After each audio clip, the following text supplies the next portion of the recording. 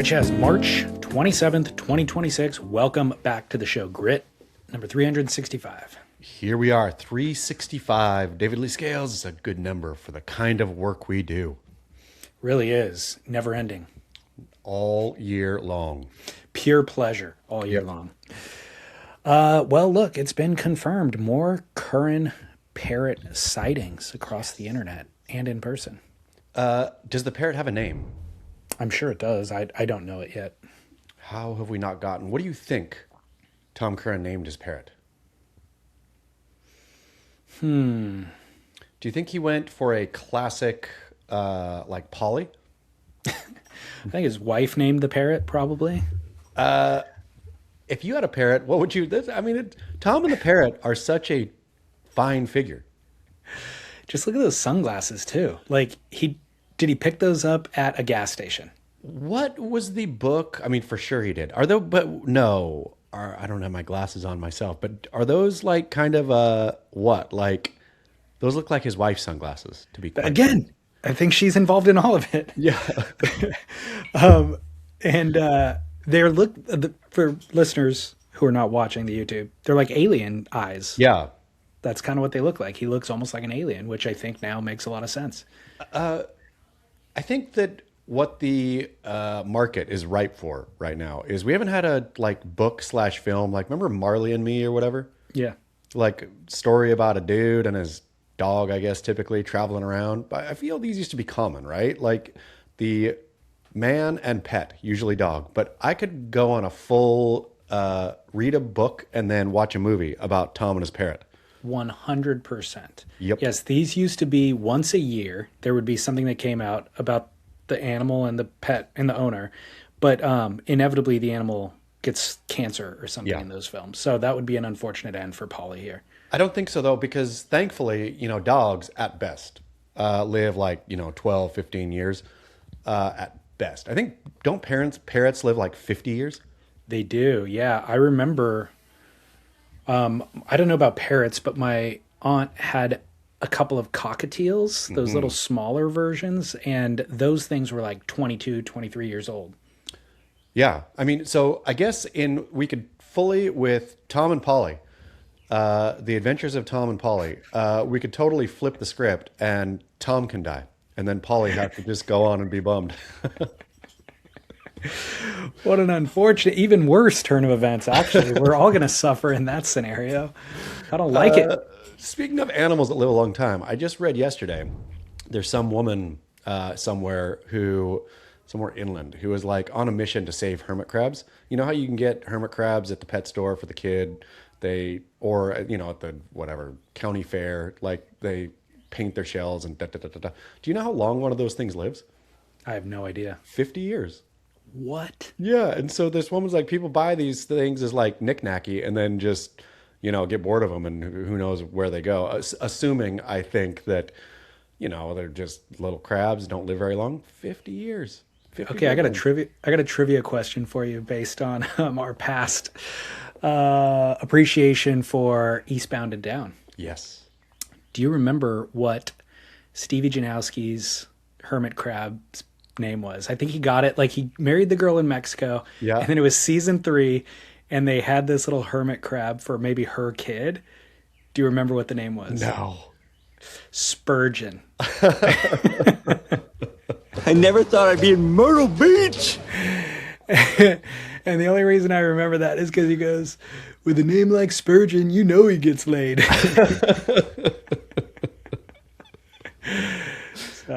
Stevie Janowski. Yeah. So, Tom, if the parrot's not named yet, maybe draw some inspiration from Spurgeon. Yeah. But also, thank you, dear listeners, for providing more pictures. But now we need somebody to figure out the name. I'll reach back out. So that email or that picture came from someone, and then somebody else additionally reached out and was like, hey, I was at Tom Curren's house like a year ago or 2 years ago, and he had the parrot then. Okay. So I'll maybe ask him what if he remembers the parrot's name. What the parrot is called, what the parrot goes by. In other surf news, congratulations on your publication in the Surfer's Journal this month. Surfer's Journal and Laird Hamilton stands out. How good are those pictures? Well, yes, that is the main story here. Is these are arguably the best portrait photos I've seen in the Surfer's Journal. Certainly in memory, maybe ever. Trace Marshall, for those who don't know, one half of Brothers Marshall, the famed Malibu surf brand and a real Malibu long stay standout bro, has really developed a artistic style with his photographs where it's like crazy sun splashed and very, very dynamic. And it works so well on Laird. And yeah, Trace Marshall hit it out of the park. That sunsplash thing, I didn't know that was his trademark, but it very much represents Southern California excess, glitz, and glam. It's perfect. Like if you go to his Instagram account at Trace Marshall, I think TRACE Marshall _ maybe something like that. Look him up. I'm sure you'll find him. But you'll see a lot of like he'll capture a lot of the the lurkers at Malibu, like the in that same style. Lot lizards. Yeah, the lot lizards. Yeah, the totally captivating imagery. I did not read the article yet, so I can't comment on that. But how's the feedback been on it? Good so far. I think people are always surprised when I do more than just garbage work. It's like oh yeah. So some nice feedback. Nice feedback from Matt Warshaw, who was so kind, and others too. Glad to hear it. Have you heard from Laird? What did he think of the piece? I have not yet. I saw Gabby had commented on Trace's Instagram something about how she loved the photos. So hopefully everyone's pleased. In the back of the book, there is a professional headshot for you.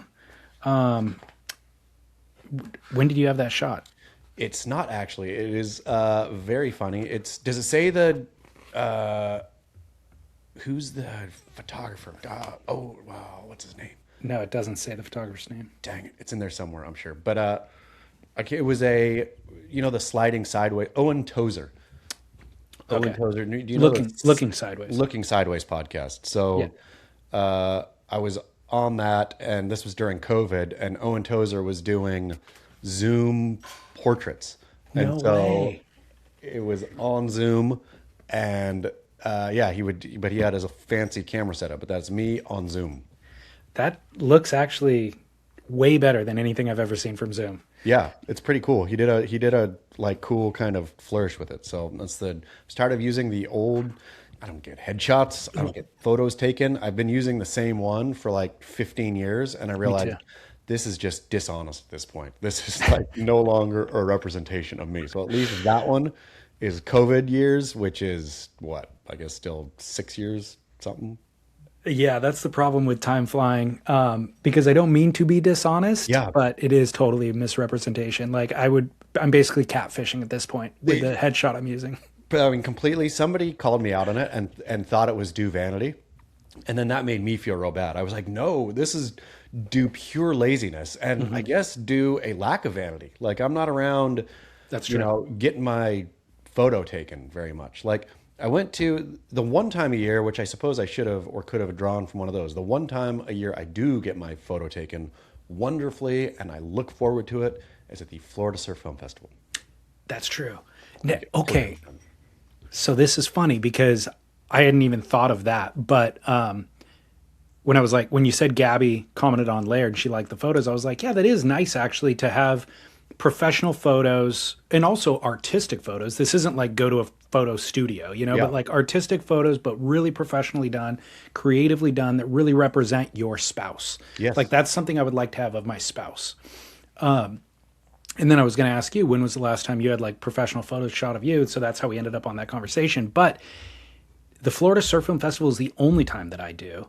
And so much, it's created pressure for me now to where like, I'm actually nervous to sit down and I don't know how to pose because I'm like, this is the only time I get photos of myself. It's really crazy, and you are exactly right. I feel it used to happen more often, maybe, or maybe I was just less aware. But I just, or maybe it always bugged me. I don't know. But exactly to your point, I sit in that stool or stand in front of that screen and I feel my face and I feel my mouth and I feel my eyes and I know they're not doing the right thing.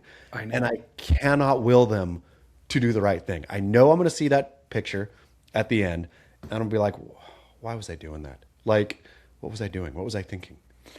As a result, you don't get good photos out of it. Yeah. Like, I'm not saying you. I know for me personally, because I'm so self-aware in that moment, every time I see the photos in the end, I'm like, I can't even use these. Like, no offense to the photographer, it's all me. That's exactly why I did not use, because I could have used a Florida Surf Film Festival photo for the Surfers Journal. Would have been totally appropriate.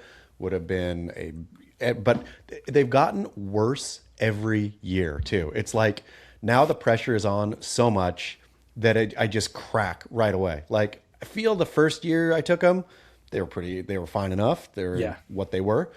I don't know how many years we've been doing this now, but this last year was the worst by far. I looked like 500 pounds. I looked like Benji Weatherly. 500 pounds? Brutal. Sorry, Benj. Benji catching a stray. Yeah, well, I need to maybe hire Trace Marshall. And by the way, Trace is also a very cool name. Bring back the name Trace. Yeah, Trace. Anybody naming their kid. A very cool name. The problem is, imagine you hire Trace Marshall, and now you're wasting his time. You're wasting good film. You're wasting it all, right? I think what we need to hire is a, coach. Yeah, opposing coach. Opposing coach. Well, I thought that was the photographer's job, to be perfectly honest. So now maybe I am blaming the photographer. But the problem is, though, is the photographer, I mean, it is true. I think a good photographer can get you out of your own head and to perform. I mean, I think that's what makes the best photographers the best photographers. But Laird Hamilton doesn't go up. Laird Hamilton is not wondering what his body is doing, what his face is doing, what his eyes are doing. Laird Hamilton goes and bees Laird. Yeah, and that's the thing is it looks like Trace was just shooting throughout the course of the day. Yeah. It doesn't look like Laird was posing for any of that. No, Laird is being Laird. So maybe that's it. But the problem is, yeah, I mean, I guess it's something we just got to work on it because it's one of those things I feel being able to look good in a picture is not vanity. It's you actually taking something remotely serious. It's the same as being at a wedding. And I mean, there's those times and places in life and you don't want your poor young Austin to look back and say, what happened? I thought my dad was cool. I guess he wasn't. Look at all these pictures of him looking like a turd. He'll learn eventually one day, which I'm just coming to realize now. Looking good in photos has almost nothing to do with the attraction of the person. Like, you know, I've seen it is a skill set that you develop, but I've seen who I think is gorgeous in photographs, and then I see them in real life, and I'm like, what? Ooh. They look doubly as good in the photographs. They just know the angles, they know how to pose, and there's a certain level of confidence. Would you rather look good in photos or good in life? Good in life. Really? I don't really care about the photos. I mean, I feel you could though. If you were good in photos, you could live basically in photos. You just be a hermit, but then there'd be a lot of pictures. You just keep doing pictures, selfies. There is no way to overstate the benefits for somebody who is good looking in life. That's true. Your life is infinitely easier if you are good looking. Doors open, red carpets rolled out, career opportunities, amuse bouches. Exactly. Yeah. The world is your oyster, Laird Hamilton. Yeah. Okay, well, we actually have more on Laird, believe it or not, because your article spawned a Pro in the Wild story, a Laird in the Wild story. But before we do, I want to acknowledge you and I did a deep dive on the Paul Naudet potential takeover of Rip Curl over on Extra Fine Grit. So if you want to hear more about that story, big business in surfing, go get Extra Fine Grit on Patreon. Little business. And some Gabriel Medina talk, some Tyler Wright talk, all sorts of Rip Curl related news. Poor Tyler Wright. You feel bad for her? Oh, yeah. Her head expanded, surgery. Derek Riley does a really good job of like listing off her ailments. Good. Yeah, I appreciate Derek taking that one. Yeah. Jumping on that grenade for us. Yep. And then, okay, Laird in the Wild. Let's do this. David and Chaz. I was midway through reading Chaz's excellent profile on Laird Hamilton in the journal, studying one of the accompanying photos when I fell into a trance induced by his casual, statuesque style in the pocket of a 30-foot wave at a Jaws bowl. That's also a great photo. That one, Laird, for those, it's worth almost picking up the journal the journal's always worth picking up, but that photo, Laird is so still and cool. And it's not like the biggest Jaws wave you've ever seen. It's not like the craziest Jaws wave, but just everything about that photo it's very, very, very, it's a cool shot. It is a very cool shot. I don't think I had ever seen it before either. I don't think I had either. This listener does a good job explaining it, so I'll just go ahead and read rather than trying to tell you what it is. So, statuesque style in the pocket of a 30-foot Jaws bowl. Laird's outsized frame, though Chaz mentions he's shorter than he thought he would be, somehow seems to match the outsized power of Piahi, as if he's finally found a wave that is properly scaled for his dimensions. Shoulders square to the nose of the board, arms by his side without tension, yet not loose, palms open. The stance is somewhere between a Greco-Roman statue and Bruce Lee, with a bit of Caravaggio's Jesus. Arms open to receive whatever may come to him, be it blessings or a sound thrashing. It's a remarkable style of surfing that bears closer inspection. There's something ancient about it. Laird seems to be channeling one of his Greek ancestors from long ago, who, while involved in a postmodern feat of athleticism. While still in my trance, a memory came flooding back. Summer of 2023. At a semi-secret Malibu reef during a large south swell, I paddled out in hopes of picking off a couple of double overhead set waves that were reeling off between long lulls.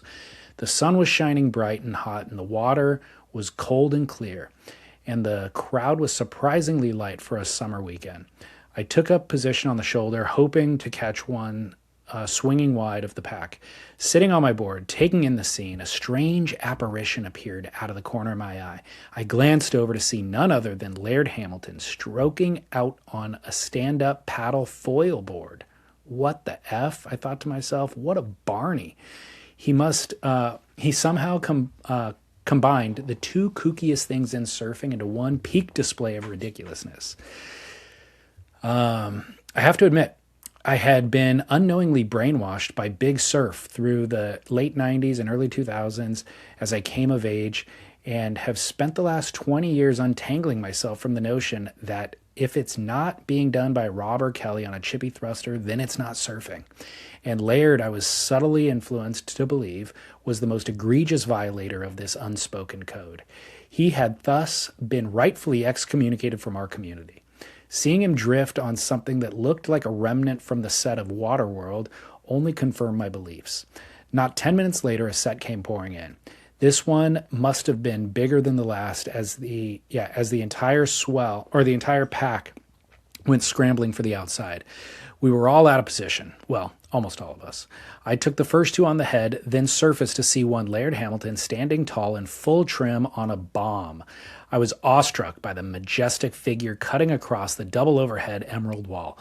It looked sketchy as hell. What, with a board several feet out of the water, planing out on a foil, his head must have been a good 15 feet above the flats as he sailed full speed down the line. Despite the precarious situation, he carried that same casual yet poised stance that I now recognize from the photo in this profile. Resurfacing after taking Laird's set wave on the head, I craned my neck to see his fate. It's by no means a perfect wave, and there's a rather shallow end section that closes out before hitting the next reef. Yet somehow he had managed to beat that section and connect through to the next peak, much to the consternation and shock of that pack, I'm sure. Surfing's almost out of sight, he was surfing almost out of sight a couple hundred yards down the line to the south. It was powerful, it was graceful, it was a bit weird, it was Laird. I was left with a newfound respect for the much-maligned figure from our ancient pastime and his quirky methods. To quote him from Chaz Smith's profile, "There is no end to the ways waves can be ridden. There is no end nor beginning." End quote. Greg in Santa Monica. Thank you so much, Greg. It was beautiful. And the real art of Laird Hamilton, man. I mean, like Greg, of course, Laird was a punching bag, right? Laird, everybody made fun of Laird for supping. Laird Hamilton ruined surfing. ... Laird never cared. Not only did Laird not care, and how I got in with Laird, kind of, or not that I'm in with Laird, but like was able to hang out with Laird, is purely because Laird like takes none of it that seriously. It was in on the joke. Such a good sport. We've already talked about this, and the rehabilitation of Laird's image in surfing. Do nothing, no difference in him. He's just doing what he's doing. And finally, the surfing world came around and was like, uh-oh, we were dumb. We were wrong. Sorry about it, Laird. Which is, yeah, do you think now, over to you. Those here amongst us who malign the great Kelly Slater, will Kelly have a reckoning some point of like, in the surf world of, oh man, we made too much fun. Kelly didn't deserve that. He's an icon. Or does Kelly deserve even more scorn? And will Kelly's legacy grow dimmer and dimmer in the future, as opposed to Laird's, which is growing brighter and brighter? It's a real interesting question. I don't really know the answer to it. I think the major difference is that Kelly seems to care. Great point. So Kelly, and I'm going to get into it in a minute, the Fittest Flat Earther video. Yeah. Somebody on the comment section on Beach Grit for that article said, I'm always astounded at how much time and interest Kelly has in arguing with people on the internet. Yeah. And I found that to be really relatable because I don't even have time to reply to emails. At best, I'll scroll a little bit on Instagram, but I definitely don't have time to get into it, you know? Well, and he's busier than I am, and he's got a newborn. It's like even the times that I think about it, like I'll see a post, right, and think, I have something to say. I want to engage. Like, this is rare, but every once in a while. The last time this happened, the only time I can remember this happening, quite frankly, was the Timothy Chalamet ballet whole thing, right? And there was like a message board where people were going back and forth. And I really thought, I'm going to weigh in here. And then I thought, no, I'm not. What do? You weigh in and then do you have to go back and look and see if people are responding? Or I know Kelly obviously will get responded to right away, but like, what's the exchange and how does it work? I'm unfamiliar with how that works. And if you have 1 million followers, million plus, I mean, I don't know. I think he has like 3 million or something. How do you even keep track of it all? You know what I mean? Like my DMs are full and I don't have nearly that much. So I really don't understand it. Did you read what Kelly said specifically? About the Fittest Flat Earther video? I mean, are we going to get into that right now? Or real quick? I do want to get into that, but I had one additional thought real quick. Yes. For both Laird and Kelly, the minutia that you're talking about is really only for a very few people. Like us maligning, us meaning the core of surfing, maligning Laird, 99% of people who follow surfing didn't know about that. 100%. You know, like, and 100% of people who don't follow surfing just thought Laird was the coolest guy on the planet. So the same thing goes for Kelly. Yes. It is a very small baseball conversation. Yeah, inside baseball, tiny conversation of us just regurgitating over and over and over again. But okay, like I was trying to think too, yes, Kelly does care or seems like he cares, whereas Laird does not. Point to Laird, I suppose there. And I was trying to think, they're both not self-serving, but they both have product in marketplace, right? Like True. Laird, Creamer, Laird, and Kelly, you know, Somehow Laird's products don't annoy me. And Kelly's products, I guess, don't annoy me. Like, Out of Known doesn't annoy me. And I guess that's just Firewire annoys me. Feels like doesn't feel like Laird is actively damaging the industry with his product. Whereas Kelly, in some of it, seems like he's actively damaging the industry. Except the SUP thing is actively, I mean, you are vehemently anti-SUP, and he's introduced it to everybody. I mean, I hate SUPs. Yeah. And it is only 100% because of Laird. And the foiling, too. So why am I so willing to forgive Laird and hold Kelly to such, like, Kelly, I don't know. Earn my love back and you're not doing a good job. I really don't know. But back to Laird maintaining his same position the entire time and we being the ones who have kind of come around to him. I mean, maybe this is obvious, but the reason that he's done that is because he's so much better at all of this stuff than any of us ever will be. He's just on a different plane. It's like, I don't even know what the analogy would be, but if Austin's friends came over and they had strong opinions about me and my cooking and like my interests in life and what I'm doing and how I'm using my time, I'd be like, you freaking 4-year-olds, like, that's pretty funny. Like, it's cool that you guys have an opinion. Like, good on you. And I'd pat him on the head and I'd go about cooking. So, okay, so you'd Laird Hamilton it. You would, like, okay, Of so course. this is because Kelly Slater, in this same scenario, if you were going to Kelly it, you would get your feelings hurt, Yeah. argue By the with them, 4-year-olds. and then Yeah. block them. Exactly. Yeah. I'd be like, hey, maybe we can relate over something. I like turtles. How do you guys feel about turtles? I'll make a sandal just for you guys. But I mean, that is the analogy then. That is the analogy, and that's why I think Laird seems cool again, because Laird just never cared. He's like, yep.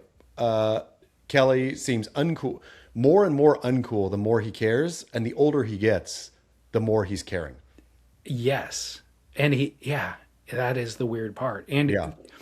the other part that we can track now is I've always thought it was weird that he didn't give up professional surfing at a reasonable age and then shift to other life interests, like, having a family and whatever, that stuff.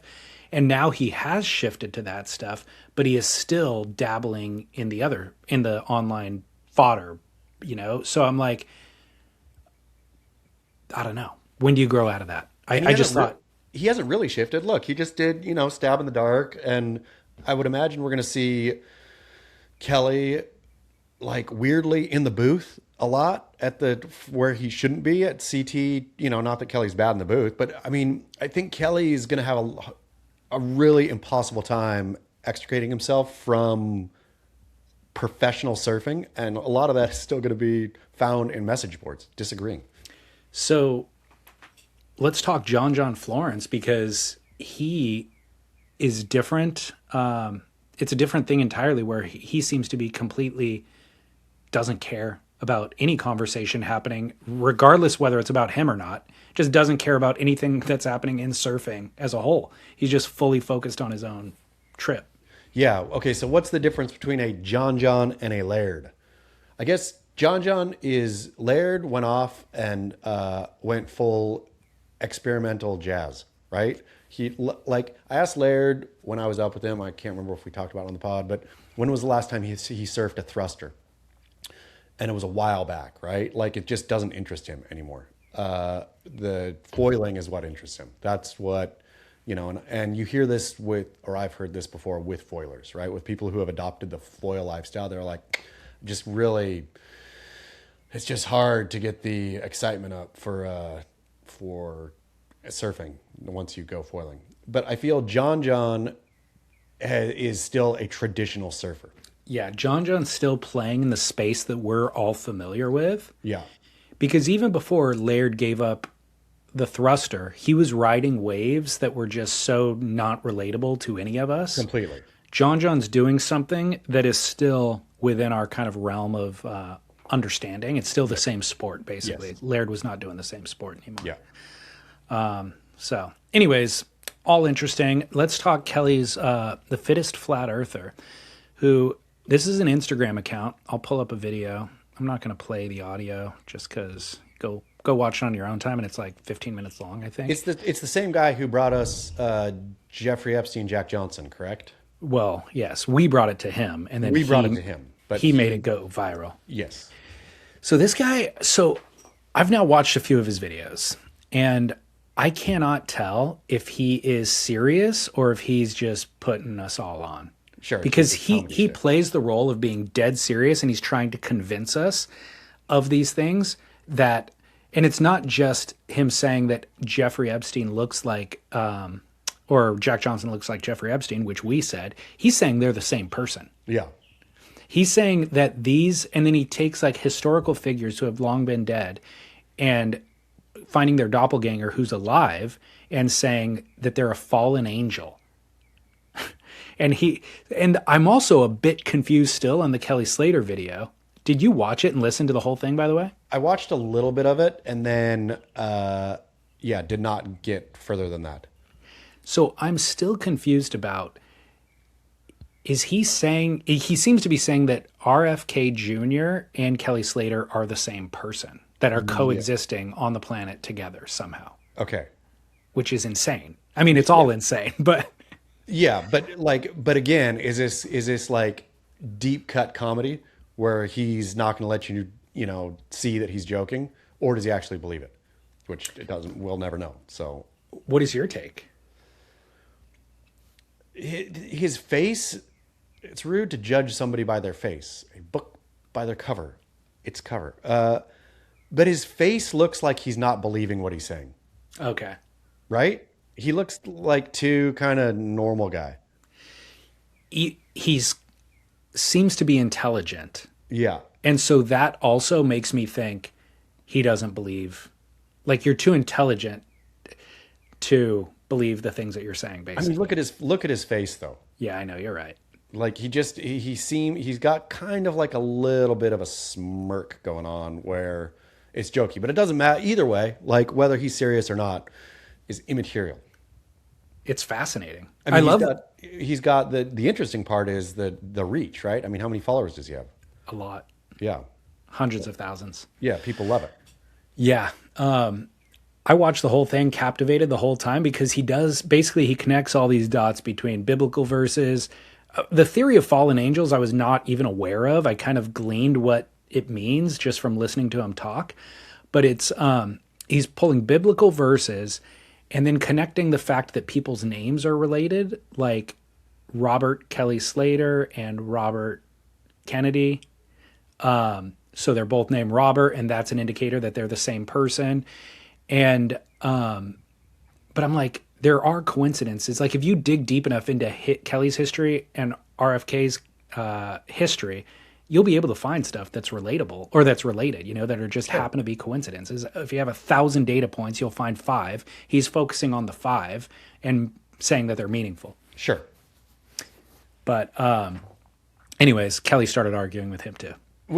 So again, I don't even know the entry point here if you're Kelly, right? And Kelly said on his, or what I read, Derek's review of what Kelly said, was something about, I think to some other commenter, he was like, look, I get busted if I don't comment because people think you're too good for it, or do you think you're too good to get in here and comment? I get busted if I do because people say, why are you wasting your time? So I can't win. I'm just here having fun, is what Kelly said, right?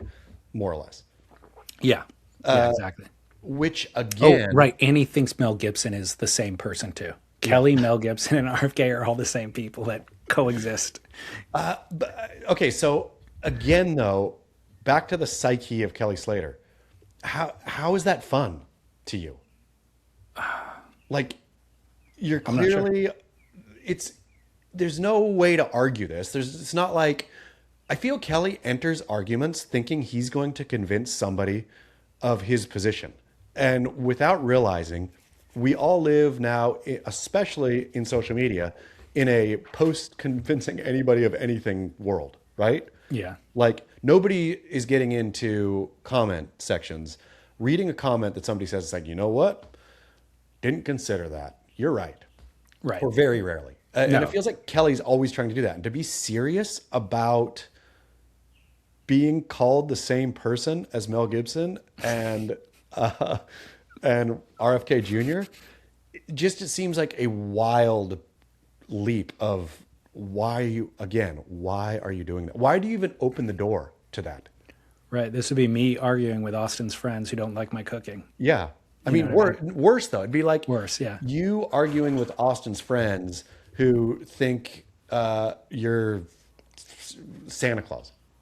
Right. And they're like, they have all these theories about it. And then it's you really sitting down with them saying, how it's impossible for me to be Santa Claus. I'd have to live in the North Pole. I live here. You see me here. And then them having theories. You'd be like, no, I'm debunking your Santa Claus theories right now. We're in an interesting time, though, where the fact that this guy, the Fittest Flat Earther, gets any traction at all, there's something interesting happening sociologically where people want to believe. I'm back. Still recording? Still recording. I think, I mean, we've touched on it at both Noble Rot and here, I feel, is that the conspiracies, the wild conspiracies of our youth, like UFOs and whatnot, have proven true. And Pizzagate, crazy. What? There's a pedophile sex ring? Absolutely not. Uh-oh. It just wasn't in a pizza parlor. But yes, there is. It's called Jeffrey Epstein. And so I think now people, I would imagine, are thinking, well, I was wrong about all this. What else am I wrong about? Or leaving the door open for theories that they otherwise would have dismissed out of hand, right? And so I would imagine the Fittest Flat Earther, this style of thing goes well because A, it's interesting, kind of, right? He makes like interesting leaps of logic from here to there to the other place. And B, because we all got hoodwinked. We all got, screwed by some conspiracies are not conspiracies after all. It is true. Now, I have a follow-up thought based on the Tom Curren photo that I showed you earlier. His weird behavior and the Fittest Flat Earther theories. Could Tom be an alien? I mean, that would make all the sense in the world, to be quite frank. If somebody said, Tom Curren, this dude with his bug eye glasses, they're not horn-rimmed glasses. What's that? They're not cat eye glasses. There's something very specific. I'd say makes sense. Perfect. It does make a lot of sense. Now it all comes into focus. If you just said Tom Curren is an alien or a time traveler coming back in time, he's more alien than he is human to me. Yeah. The behaviors and everything. Yep. Let me close that out. I had a final follow-up thought on the Fittest Flat Earther, but I cannot access it now. It'll come to me. While you're trying to access, once again, the reason I wouldn't engage in those things, right, is I feel you open the door up to crazy. And now you are going to be discussing and dealing with crazies, which I would feel would poison me. I would feel like I'm slowly going to go crazy if I engage here, right? And so it's best just not to engage. Whereas Kelly, so I wonder if this is part of the demise of Kelly Slater, is too much online engagement is slowly rotting him. That could be it. The funny thing about the Fittest Flat Earther, or the part that I haven't figured out with his theories, or one of the holes maybe that we can poke is, if you were a fallen angel and not revealing it, so you're concealing the fact that you are the fallen angel, you're Mel Gibson, but you don't want people to know that you're also Kelly Slater and you're also RFK. Why would you share the same name and have these like clues that are out there and available for an interneter to identify? You would just completely transform your look and you would not use the same name. You know what I mean? Unless they want a little bit to be known. Yeah, that's weird. That doesn't make any sense at all. They're like Kelly Slaters. They want to be seen. So we got an email about, since we're talking Laird stand-up foiling, we got an email about e-foils. I'm going to play a video of an e-foiler while I read the email. For those of you who don't know what an e-foil is, hey, guess what? I didn't even pull up the video, so never mind. Have you ever e-foiled?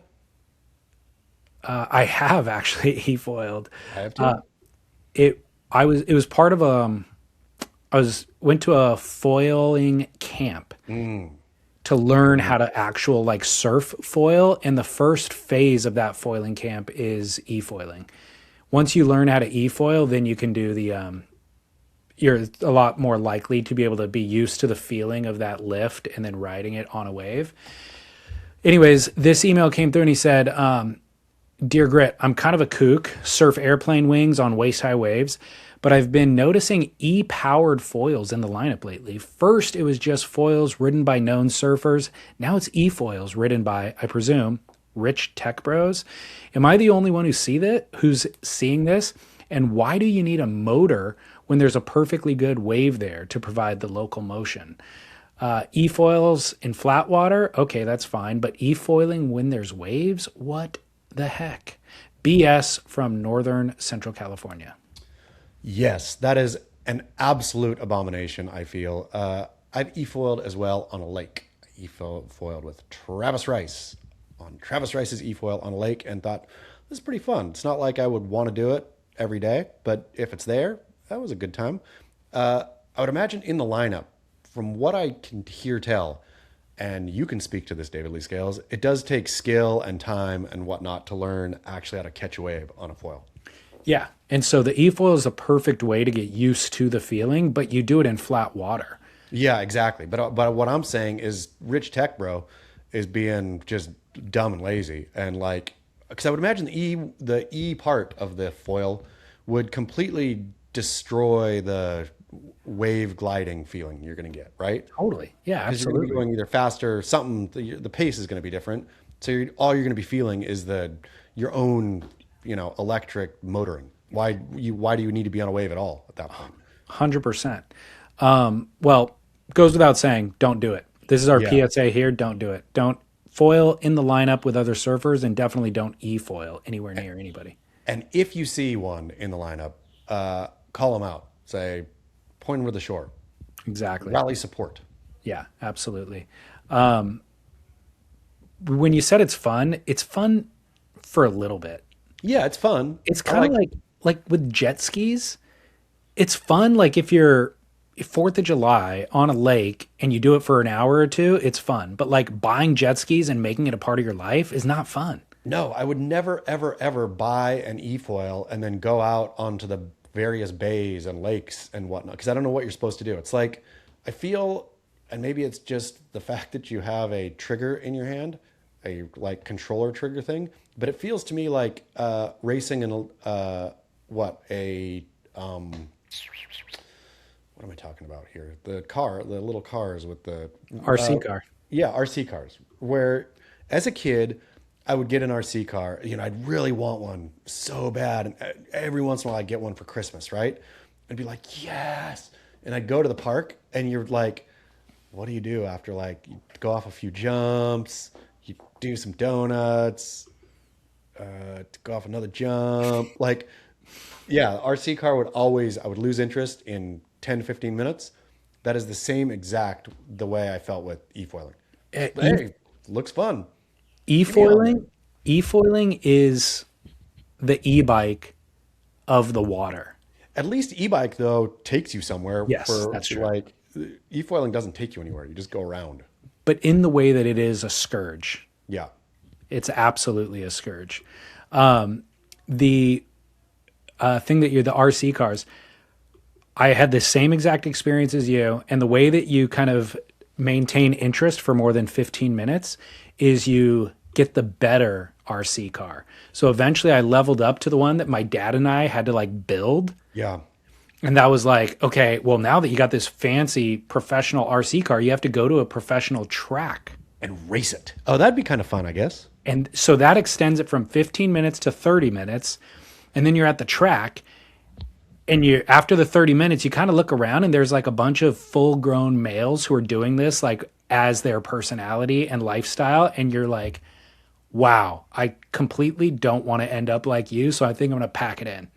Every time I've seen an RC in the wild over the last 5 years, it's been an adult male driving it. Reliving his childhood somehow.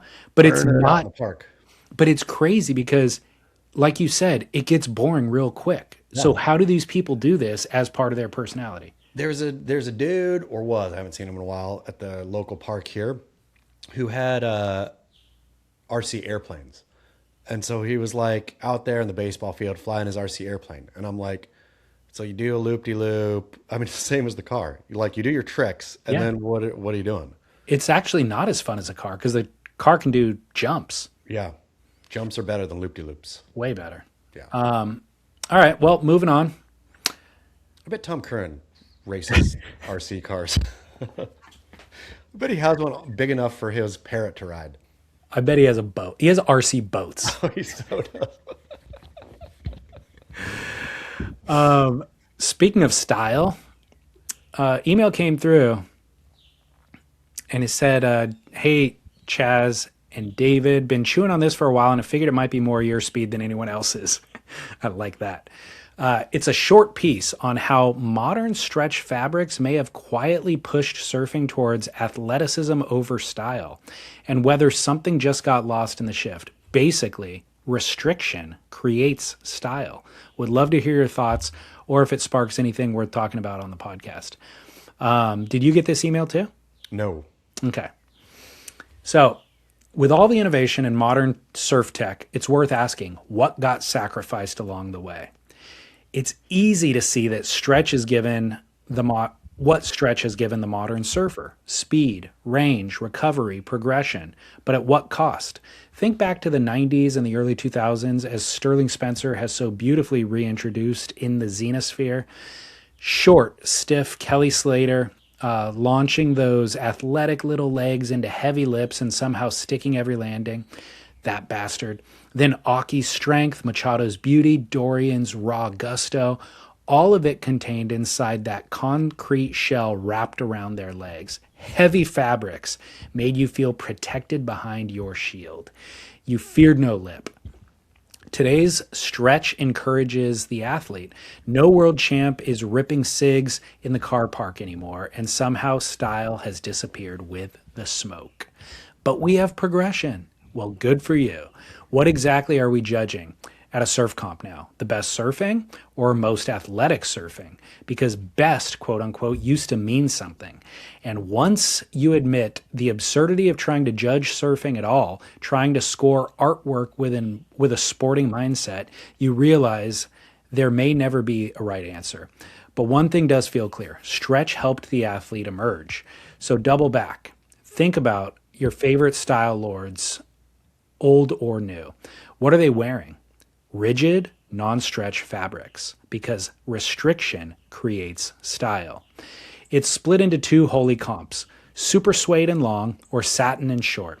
The disciples, the messianic Andy Irons following the Joel Tudor and Birdwell boys. We all orbit one center, and both are right. Both help shape the beauty and style. Both built core. Surfing is meant to be smooth.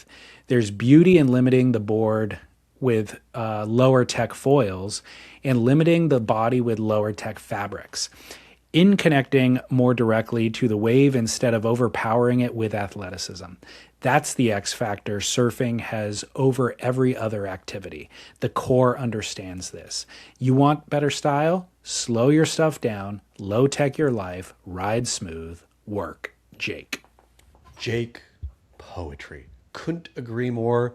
I never tied the tech fabric directly into the sportification of surfing, but I always hated it. Nothing against those Hurley Phantom bloody blahs, but I did always feel like I was putting on Lululemon anytime I tried a crazy tech short. It did not feel like clothes. It felt like a uniform to go do something that I didn't want to do, right? Yeah. So I've always stayed in the low tech fabs, and it makes perfect sense that tech fab wrecked surfing. I think this is actually a pretty poignant and deep thought, because my initial kickback to it would be, yeah, you want more movement, basically. You don't want restriction of movement. More movement is better. But really, the kind of other philosophy that you and I talk about often is that convenience comes at a cost. Yep. Like making No free things. lunch. What? There's no free lunch. Something is always sacrificed for something. It's basically, if you make your life easier, you become lazy and you become complacent, and then and then everybody else does the same thing, and then there's this homogeneity. And I think that's what he's tapping into. So instead of convenience, make yourself work a little bit harder. You will work in a different way than the next person over. So you'll develop in different ways, but you'll ultimately develop more character. You will develop more strength. And this goes in all things in life. But when it comes to actual movement in surfing, the most stylish surfers move the least. John Florence, his upper body is very quiet. Phil Edwards would be the best example of that era, where it is just, you're maneuvering slightly, you're putting certain things into motion to maneuver the board, but everything else goes quiet. So having a birdwell, original, the OG birdwells that are thick, whatever that canvas satin material is, like, doesn't allow you to over move. It allows you to move the exact right amount. Laird said to me, earn your sleep, right? Which is basically, don't look for shortcuts in this life. Go earn your sleep every day. I feel surfing in a stiff trunk is part way to earning your sleep. And the question I have for you, do you have a pair of the Florence trunks? I do. Has he kept techie, or are the Florence trunks back to a less tech forward kind of thing? They have different styles of trunks. The ones that I have are super techy, like, not to confuse brands and marketing terms, but they reminded me of those old Quicksilver Diamond Dobby ones, where they have like on the interior, there are little like patterns that, I don't know what they do, but they stretch for sure. They're stretchy. Yeah. And then the other board shorts that they often advertise are this Cordura material, which is like very, very difficult to tear, like super strong. So they're less flexible, but they're definitely not thick. Yeah. I mean, I do not like, nothing against any tech trunk makers or aficionados. Never liked them. The brand, so this is not a paid advertisement in any way, but I just got a bunch of pairs of Need Essentials board shorts, and I have pairs that I've been wearing for 6 or 7 years that are that old, that are still like great, but they're just very simple. They're like, and that's kind of the whole brand ethos, but they're not as stiff as a birdwell, but they're definitely not, they don't have like a stretchy component to them. They're just kind of like minimal. And so they sent me a bunch of new pairs, and they've been updated. They've been improved upon. They're a little bit thicker. They're a little bit more durable. And they're like, I love them, and now that I'm reading this email, I'm like, oh my God, these are kind of a perfect solution where they're a modern material, but they're not stretchy. Can you wear them after a swim/surf to the convenience store and not feel like a total barn? Completely. That's their other thing is like, very few colorways, very muted colors, and they make them with pockets too. So like you could actually, that's the other thing I don't like about board shorts is like I can't put my cell phone in the pocket, but these have pockets too. I mean, anytime I see in the wild, out of the water, somebody walking around in a crazy tech board short, I'm like, wow, what are you doing? Like, but I feel that way about, I guess, anyone who goes, any man, we've talked about this, I think, on the show before, anyone who's like so obsessed with their own comfort, something's wrong with. Like, that's the thing. We looked best when we wore 3-piece suits, right? Let's just be honest. When we were uncomfortable, we looked better, we acted better. Now we're all comfortable and acting poorly. Exactly. Convenience comes at a cost. Comfort should not be your like guiding light. No. So well, that's the thing too. To any average Joe out there, it's not like you need the extra stretch in your surfing. You're not doing anything remotely stretchy. Totally. Yeah. I mean, I'm really inclined at this point. I'm like, I want to improve my style. I'm going to go ahead and grab a pair of birdwells. Yeah. The OGs. Stiffer the better. Yeah. Be like Joel. Yeah. Love it. All right. Well, hey, good work. Thanks, listener. I think that was, never would have considered that, but now I'm a full believer. Smart. All right, well, let's go to commercial break. We'll come back from commercial break with a listener call, and then we've got some really robust barrel or gnaws that are going to take up a lot of time. Great. All right, listener call. Chaz, DLS, Aaron from the Bay calling. I just went to the ranch 3 weeks ago for the first time, the surf ranch, and left feeling a very low level of satisfaction, but mostly disappointment, as Chaz said in this past week's episode. That's it. Just confirming for you, bud. Keep work. Do you remember saying that? Yeah, sure Okay, do. cool. It's a real, because I've been pondering it lately. I'm working on something, but just been pondering it. It's crazy. You get everything you want. You have a wave on demand that barrels. And of course, obviously, the Surf Ranch wave, we could nitpick. It could be better here, better there, blah, blah, blah. But let's just call it perfect for all intents and purposes, right? You can surf a perfect wave. And this is to your point. We're not seeking perfection. Perfection will only hollow you out a bit. Completely. I'm bummed. Like, hopefully that guy didn't pay for his experience there. I mean, or you learn a valuable life lesson. Like, you look at everything slightly differently. You think, you know what? I keep on thinking if I just have this, if I can make this thing better, then I'll be satisfied. Nope. If you make that thing better, not only will you not be satisfied, you'll be more dissatisfied than you were otherwise. Find satisfaction first. Yep. And then find those other things if you need them. Okay, barrel or nah. Rinsing your wetsuit in the shower. Right into the teeth of the Smith Wallace household here. The wife is a shower rinser. I am not a shower rinser. I think shower rinsing, waste of time. I don't want to. This is why, like, okay. So if I get out of the surf and there's the outdoor shower there and no one is in it, I will rinse the wetsuit in the shower. It's functional. I'm getting the salt water off. That's the main point, right? While you're wearing it, though. While I'm wearing it, yes. Leave it full. That's like best case scenario. But I will not wait even 30 seconds in line. If somebody is using the shower, outdoor shower, I walk right by. I do come home. So what are we defining here? I do come home and use the outdoor shower here at the house to do a quick rinse.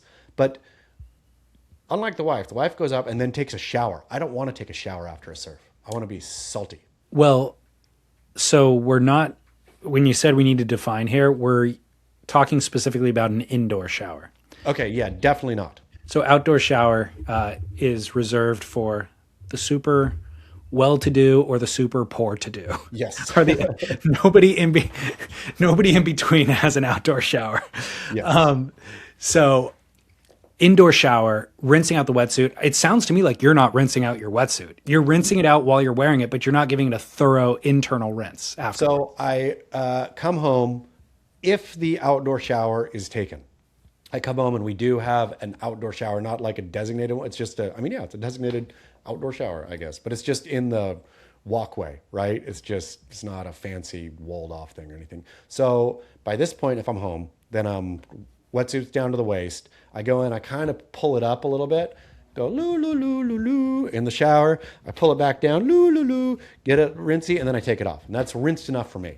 Okay. Why are you sing while you're doing it? Because I'm in the shower. Okay, I do a way more thorough rinse than you, and I absolutely do it in the shower. Beryl doing it in the shower. But what's weird is my wife hates it. And so it's strange to me that you guys are the opposite in your house, where she loves doing it in the shower and you don't. She loves doing it in the shower. And I always think, okay,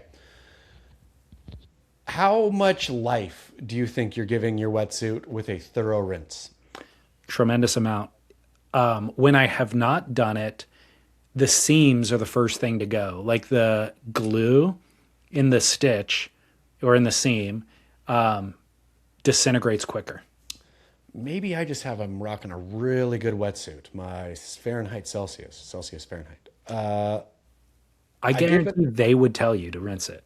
I do. I give it the do rinse, but then I don't take it off and then go re-rinse it and make sure that it's really, I do the bare minimum rinse. Wow. And I feel bare minimum rinse gives you same life. I would even argue bare minimum rinse gives you more life than full rinse. Full rinse, your wetsuit doesn't want that. It's been in the water all day already. It wants to get dry. This is just a strictly technical analysis. It's the salt water and or direct sunlight will disintegrate that glue material faster under a scientific experiment. But does it? Yes, I think so. Are you sure? Okay. So here's an analogy. I had a major plumbing malfunction the other day. Major plumbing malfunctions stink. Literally. Yeah, I mean, this one wasn't a toilet plumbing. This was the hot water line burst under the slab of the house. So wife noticed the floor is warm. And man, I gotta knock off my initial reaction to stuff. My initial reaction is always, it's okay. She like walked there, but said, the floor is really warm here. And I said, it's okay. It's nothing. Well, like based on nothing, based on no knowledge, based on just like the floor is warm. Nothing. It's nothing.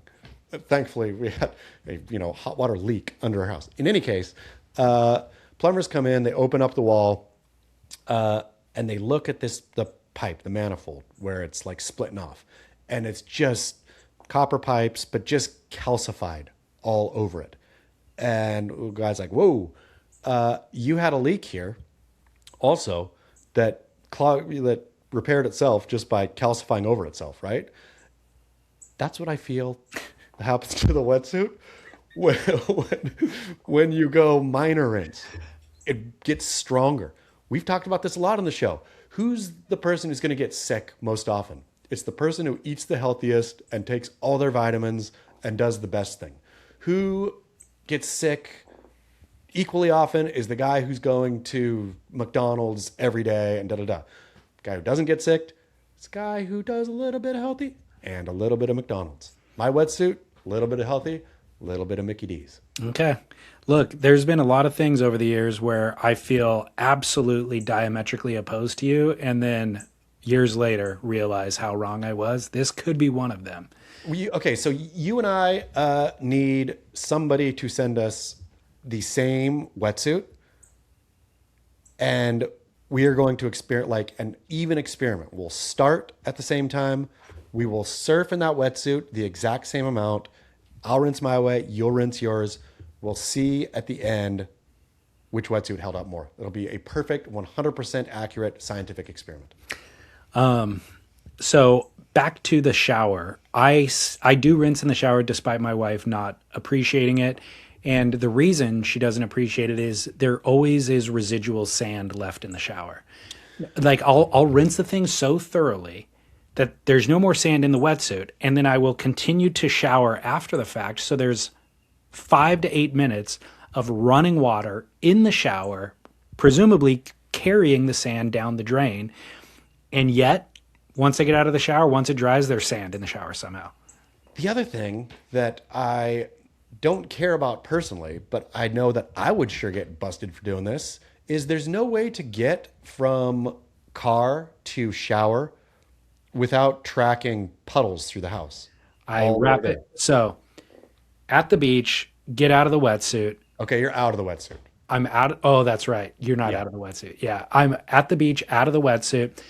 Towel, lay out the towel flat, put the wetsuit in the center of the towel, bundle it up. Now it's bundled for the carrying it in the house.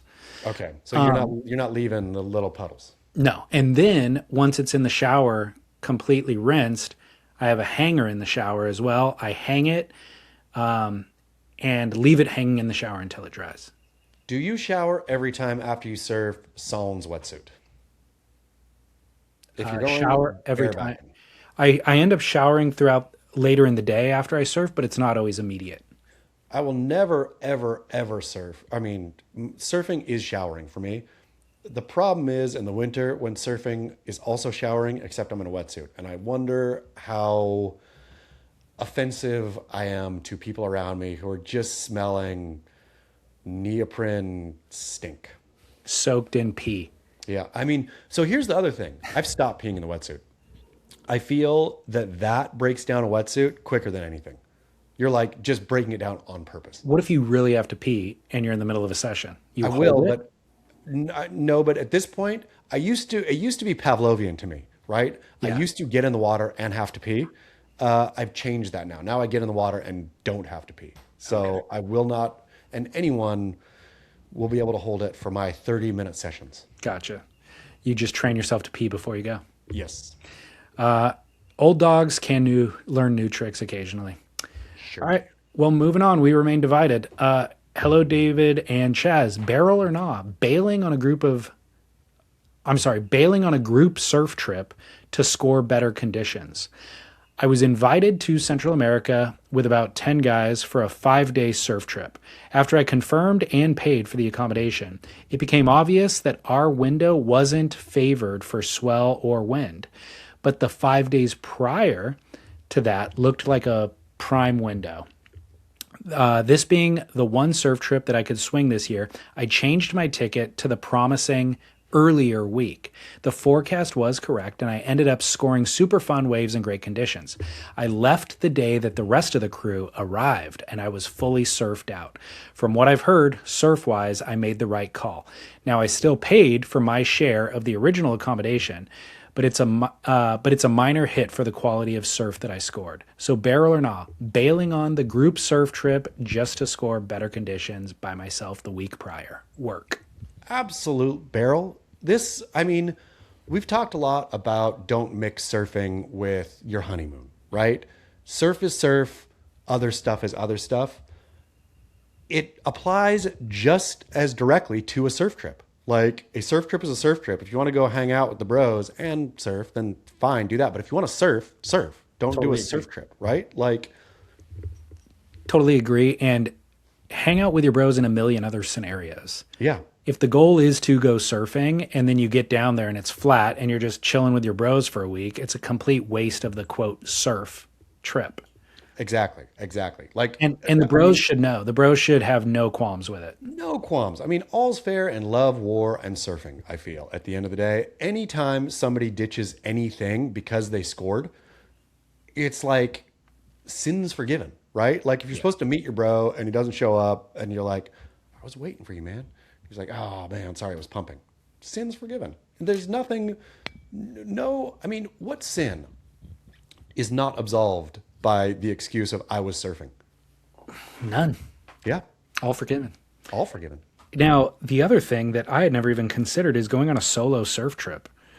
Like, I guess I have like packed the car and done solo surf trips, but the idea of Flying this guy flying somewhere and getting a week to himself, that is like an ultimate luxury. A week to yourself where your only obligation is to surf is incredible. Yeah. Like it. I like it for him. I like whatever he's done with his life choices to make that a reality. And didn't leave the other people hanging for his portion of the bill. Like, still covered what he committed to with them. So that's all settled and you can just go enjoy. Well Good done. dude. I want to hear feedback from the bros here. I mean, not directly from the bros, or feel free to call in if you're one of the bros, but from him. How did the bros deal? Because if any one of those bros was catty or like passive aggressive about it, man, I would put a mark next to their name in my ledger of do not trust this person. If they were, it was out of jealousy. They were jealous that they didn't do the same. Yeah, that's true. Except for, that's still somebody who's like pissy because they're jealous. It's not a good character. No. Okay, moving on to another barrel or knob, but tangential. Hey, David and Chaz, just listen to the latest episode where you were discussing the feeling of dissatisfaction that can come with surfing, quote, perfect waves. You brought it around to expressing the pure joy of the fun day at your local beach break. I tend to agree. My favorite days in my lifetime of surfing haven't been at marquee spots on epic days. They've been the unexpectedly fun days at my local. That begs the question, surf travel, barrel or not? Travel has been part of surf culture from day one, cemented in our minds by virtually every surf movie and magazine article. We, as surfers, travel in search of, quote, perfect waves. It's just what we do. But surf travel is a gamble at best. Your chances of a trip aligning with a right swell, wind, tide, and crowd conditions are remarkably slim. Add to that, the feeling dissatisfaction that you discussed when you do score makes me rethink the whole thing. Would I get more enjoyment just surfing my local beach break every day and saving my money for a trip to Europe with my wife? Probably. What say you? Work, Steve. Steve, great point. And as you were reading Steve's words, I had an epiphany. I think surf travel is a converse line with your age. I think you're supposed to travel a bunch when you're a kid, right? When you're young, travel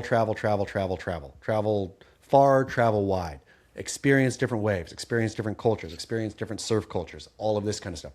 The older you get, though, I feel it's better to not go pollute other lineups, to pollute your own, right? Lock that experience in your heart. And I'm not saying don't travel at all, but it should go, the older you get, the less you should surf travel. Interesting. I had never considered it. But right? Because I think you're not going to, like, as the younger you are, you're going to get a lot more out of it. If you're old, go travel for travel and surf your local. The ultimate for me is a surf / cultural experience. So Portugal is a great destination. Like, you can do museums, you could do all this sightseeing, historic architecture, food, wine, all of it, big city life, whatever, and still get great waves at the same time. It's not just camping out at a beach. This dude is going to Morocco in June on a surf trip. And to me, that's like peak, right? Yeah. Is like, I'm going to be in Morocco. If the waves are great, that's great. If not, it'll just be fun to be swimming around in Morocco and surfing. When you said this dude, do you mean you? Yeah, I mean, this guy right here. You're going to Morocco? Yep. Amazing. Are you going with a group? With the fam. It is my 50th around there, and older daughter graduating from her master's program. So it's like a kind of a combo family celebration thing. Amazing. Have you ever been? I have been to Morocco. I've even surfed in Morocco. Okay. So I'm excited to go back. Do you have your boards picked out? No, the place, I'll talk more about when it gets closer, the surf, whatever, camp, not a camp, hotel, whatever it's called. But they have albums there. Amazing. So you don't even have to bring boards. Nope. They have a full, new album quiver. Wow. So you're just going to borrow them and not return them like always? Exactly. I'm coming home with a new album. Sounds incredible. Okay. Yeah. More to come on that. Congrats. That's amazing. Yeah. Well, I want to address the question, barrel or not surf travel. I think it's still barrel despite the arguments against it, because travel is barrel. Like, travel is edifying and enriching in a million ways. And so, yeah, maybe the surfing perfect waves at the destination that seems to be the sales pitch, but that's not really the end goal. It's the journey that is, what's great about it. And if you're going somewhere that has perfect surf, but an uninteresting culture, which I can't think of, I guess it would be depending on taste, then don't do that surf trip, right? Like, go somewhere to surf, but where you're also interested or intrigued in the culture. Completely. Yeah. Where you can learn. And it is kind of, because all the things that you're talking about when you're traveling, when you're young, how informative that is for you as a young person to carry with you the rest of your life. When you get older, you get complacent, and to be honest, you get in your habits and your routines and you become less interesting. And that's how I feel about surfing the local, like the waves in Southern California at the local spots. I've surfed literally thousands of times. It's kind of like, I'm over it. It's just not, even on a good day, I'm kind of over it. It's just not that interesting anymore. And so there's something to be said for when you are older, even if you look back in hindsight and your best experiences were those fun, unexpected days at the local spot, you still need to do something different, just to stay interesting and to stay interested. I totally agree, except I will stick with the inverse line thing of travel more or travel as much or whatever when you're an adult, but it doesn't need to be surf-based travel as much. I agree. And I also agree with travel less when you're older, period, full stop, because you're not as spry. Like, you don't need it, You've seen it. Yeah, you've seen it. Anyways, hope that helps, Steve, but still take your wife to Europe. I think that's a better use of your time and resources than going on a surf trip anyways. Agree. Europe has waves too, as we've stated. All right, Chaz. Well, hey, great show. Anything else you want to discuss? That's it. Nothing new. Awesome. That's all I got as well.